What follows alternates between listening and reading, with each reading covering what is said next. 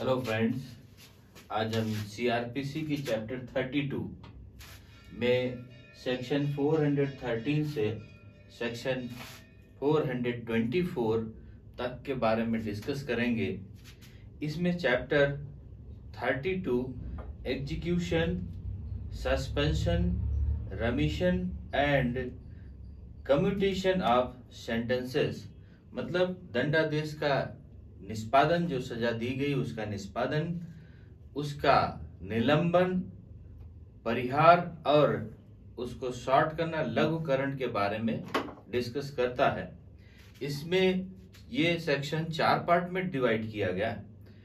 इसका first section जो है वो डेथ सेंटेंसेस के बारे में कहा गया है कि जो डेथ की सजा है, जो मृत्युदंड की सजा है, उस पर क्या होगा, इसके बारे में सेक्शन 413 से 416 तक बताया गया।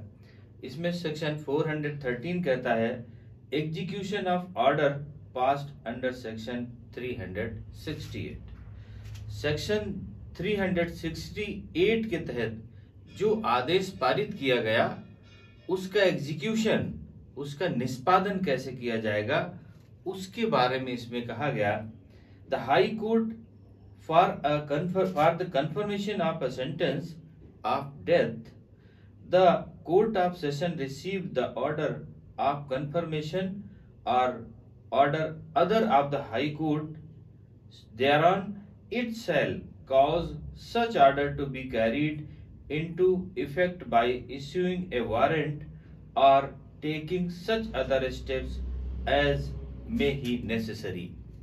जब सेक्शन 413 में कहा गया कि जब कोई डेथ वारंट जारी किया जाता है और उसको हाई कोर्ट के सामने उसको जब सेटिस्फैक्शन के लिए या उससे अनुमति के लिए, उसके परमिशन के लिए उसको भेजा जाता है, और जैसे ही हाई कोर्ट उसको परमिट मतलब वो ऑर्डर जो भी सर्टिफाइड करके भेजेगा सेशन कोर्ट को, सेशन कोर्ट उस डेथ वारंट के लिए तुरंत ही, जैसे ही उसको कंफर्म होगा, वो हाई कोर्ट के उस ऑर्डर के तहत वो तुरंत एक वारंट जारी करेगा अक्यूज्ड के लिए, और जो भी अदर स्टेप्स होंगे वो सारे स्टेप्स वो उठा करके उस हाई कोर्ट के आदेश का अनुपालन करेगा। इसमें ये बताया गया।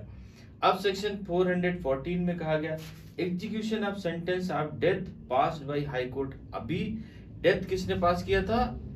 सेशन कोर्ट ने, और उसको वेरीफाई किसने किया था? हाई कोर्ट ने। अब सेक्शन 414 कह दिया हाई कोर्ट ने ही, सेशन ने नहीं, हाई कोर्ट ने ट्रायल करके हाई कोर्ट ने उसको डेथ सेंटेंस मतलब डेथ मृत्युदंड की सजा दी है। तब क्या होगा? When a sentence of death is passed by the High Court is appeal or in revision, the Court of Session shall, on receiving the order of the High Court, cause the sentence to be carried into effect by issuing a order। जैसे ही high court death का ये सजा देता है और उसका session court के लिए ऑर्डर भेजता है सर्टिफाइड, वो सेशन कोर्ट जैसे ही उस ऑर्डर को पाता है वो तुरंत ही वारंट जारी करके उस अक्यूज्ड के खिलाफ में जो भी नेसेसरी एक्शंस है वो करता है। तो 413 और 414 में थोड़ा सा डिफरेंस है। 413 में क्या किया? सेशन ने पारित किया और हाई कोर्ट ने उसको वेरीफाई कर दिया, और 414 में हाई कोर्ट ने ही सेंटेंस को पास किया और सेशन कोर्ट को भेज दिया उसका कंप्लायंस करने के लिए।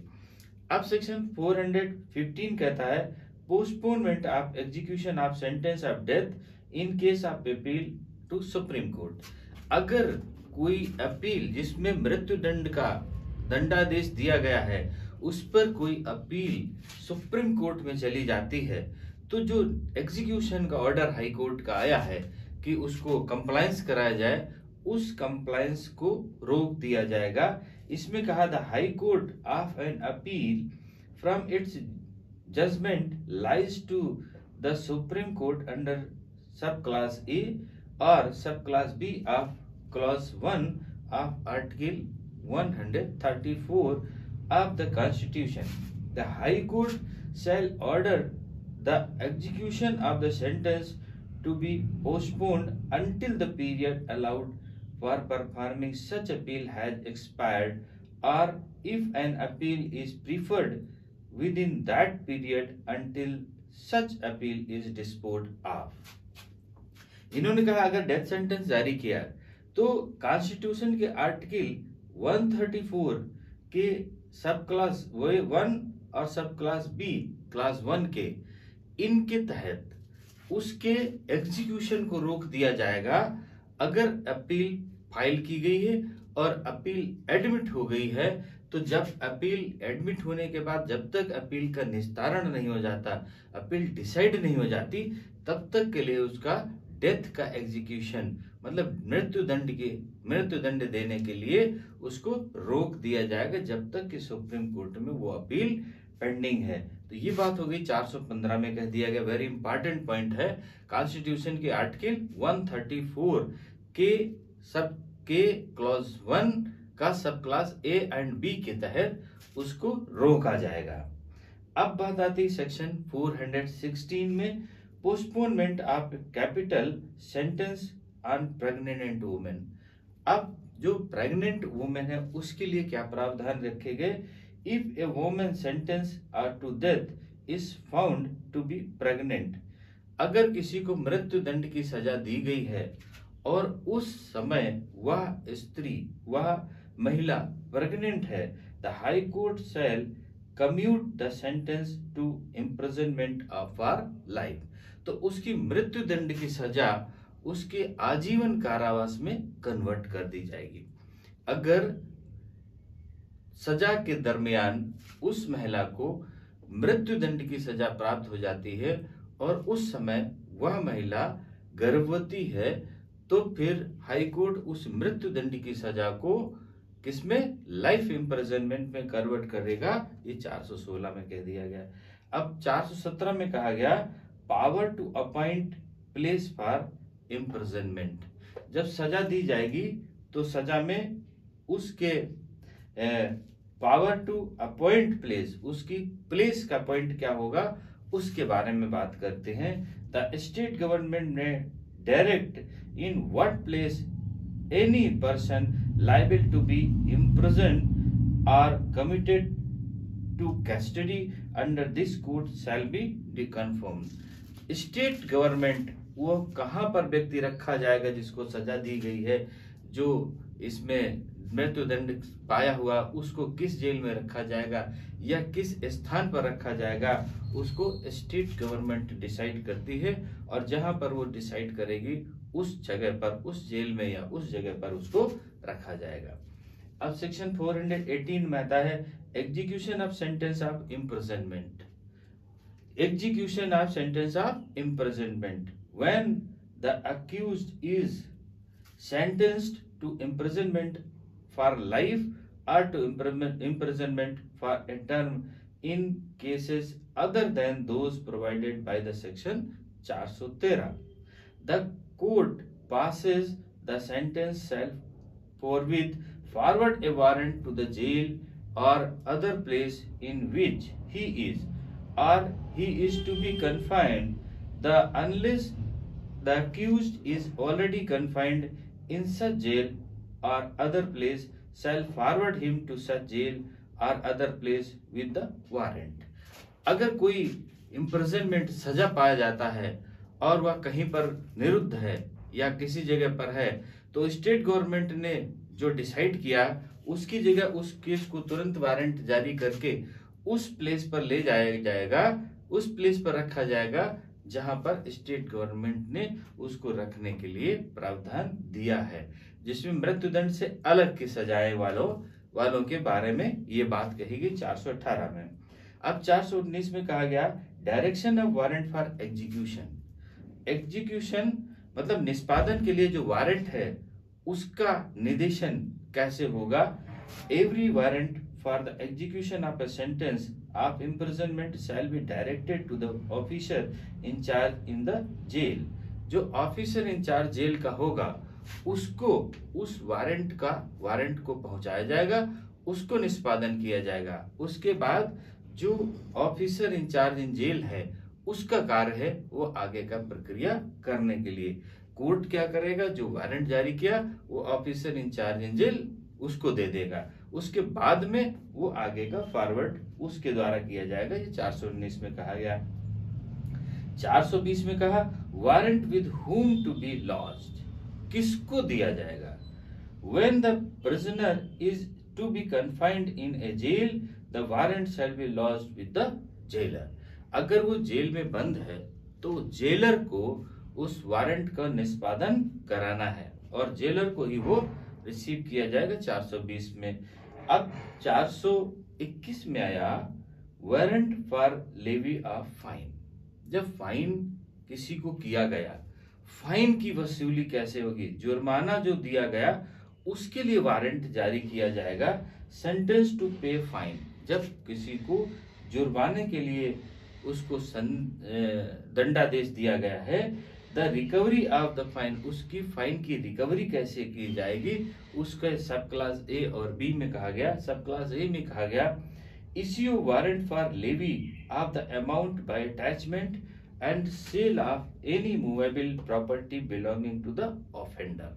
जो सजा पाया है, जो अभियुक्त है, उसकी जो मूवेबल प्रॉपर्टी है उस प्रॉपर्टी को लेने के लिए, उस प्रॉपर्टी से अमाउंट को पूरा करने के लिए एक वारंट जारी किया जाएगा और वारंट जारी करके उस मूवेबल प्रॉपर्टी को लेकर के उसके द्वारा उस रिकवरी को पूरा किया जाएगा।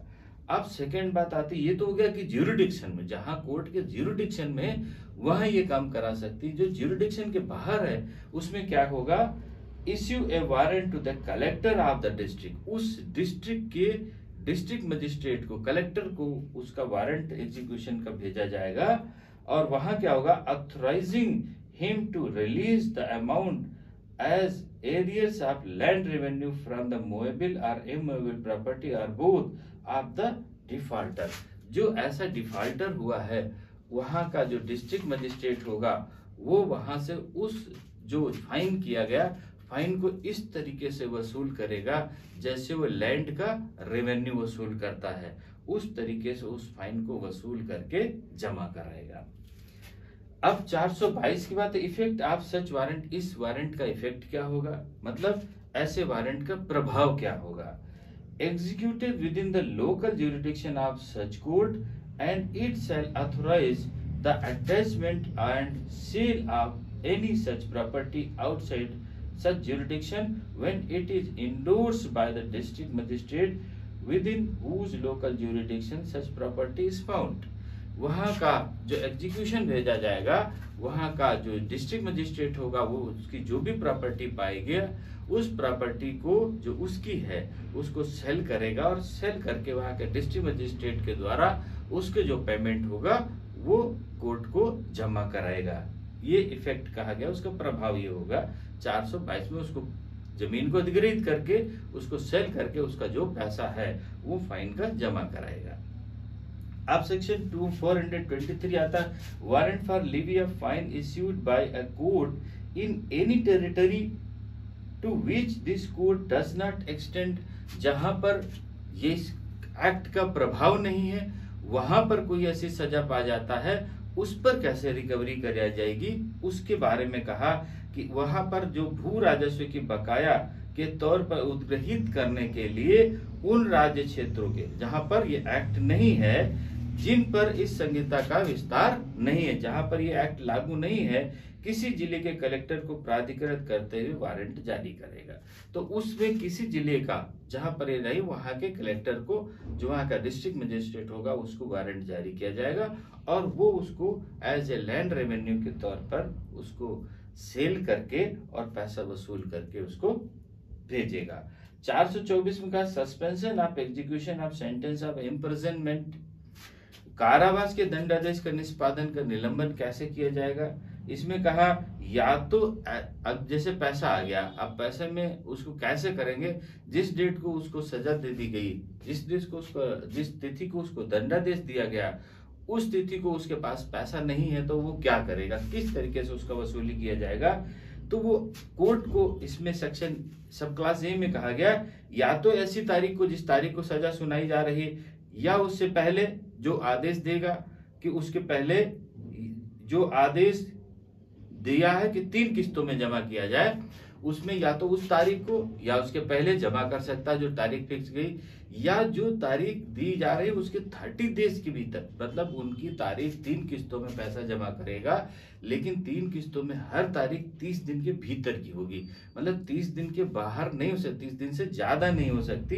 उन्होंने कहा जो आदेश की तारीख से 30 दिन से अधिक बाद की ना होगी, उस तारीख के पहले ही उसको या उस तारीख पर ही पैसा दिया जाएगा, और बाकी जो किस्तें होंगी वो अगले 30 दिनों के अंदर उनको 30 दिन के अंदर में अंतरालों पर उनको पैसा देना पड़ेगा। तो अभी इसमें 424 तक किस तरीके से पैसा देना है और उसमें एग्जीक्यूशन कैसे कराया जाएगा। अगर डेथ वारंट हो गया तो उसमें सेक्शन 413 से सेक्शन 424 तक में डिस्कस किया कि उनका एग्जीक्यूशन कैसे कराया जाएगा। अगर फाइन हो गया तो फाइन का एग्जीक्यूशन कैसे कराया जाए, फाइन कैसे उससे वसूला जाएगा, उसके लैंड को सेल किया जाएगा, उसके ज्यूरिडिक्शन के अंदर है या ज्यूरिडिक्शन के बाहर है, उसको कैसे एग्जीक्यूशन कराया जाएगा, इन सब के बारे में अभी डिस्कस किया। अब सेक्शन 425 से हम नेक्स्ट पार्ट में डिस्कस करेंगे। ओके, थैंक यू, जय हिंद।